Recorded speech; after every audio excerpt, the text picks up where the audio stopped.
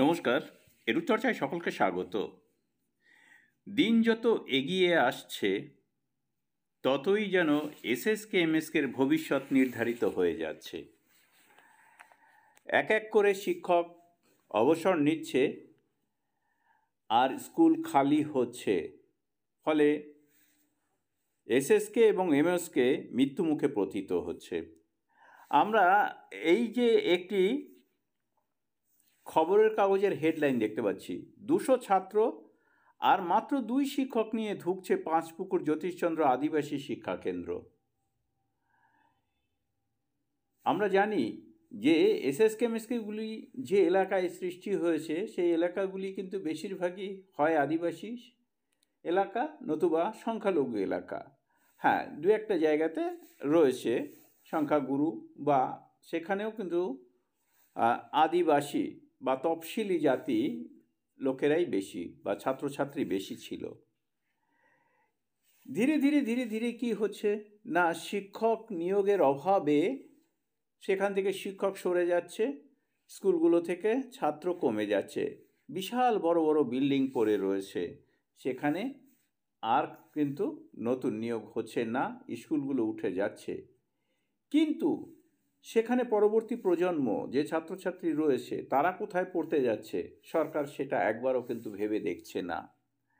আমরা এই যে পাঁচপুকুর জ্যোতিষচন্দ্র আদিবাসী মাধ্যমিক শিক্ষা কেন্দ্র খবর এখানে দেখতে পাচ্ছি, সেখানে 2 জন মাত্র টিচার রয়েছে, যার আরও একজন এই এপ্রিল মাসে কিন্তু রিটায়ার করবেন।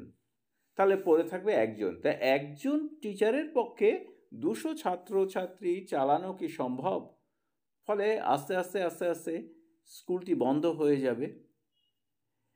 অথচ সেই এলাকায় আশেপাশে কিন্তু কোনো পর্ষদের স্কুল নেই, আর নেই বলেই কিন্তু এই মাধ্যমিক শিক্ষা কেন্দ্রে এতজন স্টুডেন্ট রয়েছে। সরকার কি একবার একটু ভেবে দেখতে পারে না যে এই স্কুলগুলোকেই যদি পর্ষদের অধীনে নিয়ে যাওয়া যায়, সেখানে কিন্তু অন্য যে কোনো পর্ষদের স্কুলের থেকে স্টুডেন্ট বেশি রয়েছে, সেখানে এসএসসি থেকে যদি টিচার নিযুক্ত হয় তাহলে অনেক ভালো, কারণ এসএসকে এমএসকের থেকে টিচার চলে যাচ্ছে। আর সবচাইতে বেশি ভালো হয় যদি এসএসকে এমএসকের জন্যই শিক্ষক নিয়োগের ব্যবস্থা করা হয়। পঞ্চায়েতে থাকাকালীন একবার বা বিগত সরকারের আমলে এরকমই সিদ্ধান্ত হয়েছিল যে এরপরে যে সমস্ত শিক্ষক নিযুক্ত হবে তারা সবাই 60 বছরের মেয়াদে তারা নিযুক্ত হবে।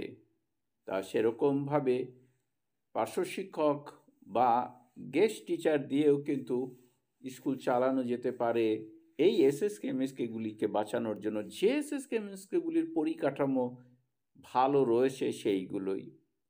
এ তো শুধুমাত্র আদিবাসী জ্যোতিষচন্দ্র আদিবাসী মাধ্যমিক শিক্ষা কেন্দ্রের কথা বললাম, এরকম আরও অনেক শিক্ষা কেন্দ্রের কথা তুলে ধরা যায় যেগুলি কিন্তু বেশ ভালো ছাত্রছাত্রী রয়েছে, শিক্ষক কিন্তু সেই তুলনায় একেবারেই কমতে শুরু করেছে। আর শিক্ষকের অভাবে স্কুল উঠে যাচ্ছে, স্কুল বিল্ডিংগুলো কিন্তু সেই অন্য রকম পরিস্থিতির মধ্যে পড়ে যাচ্ছে। তবে এখানে আরেকটি খবর দেখছি, স্কুল যাতে কোনোভাবে বন্ধ না হয় তা দেখব, রায়দিঘির বিধায়ক এ কথাটি বলছেন। তো এখন যদি সমস্ত এলাকার বিধায়কগণ যদি উদ্যোগী হন তাহলে হয়তো এসএসকে এমএসকেগুলো বাঁচানো যেতে পারে। এবং এসএসকে এমএসকে শিক্ষক নেতৃত্বদের পক্ষ থেকে কিন্তু বিধায়কদের স্মারকলিপি দেবার কাজ শুরু হয়ে গেছে, সেটা আরও বেশি জোরদার করতে হবে। সকলকে ধন্যবাদ জানিয়ে শেষ করছি। ভালো থাকবেন, সুস্থ থাকবেন।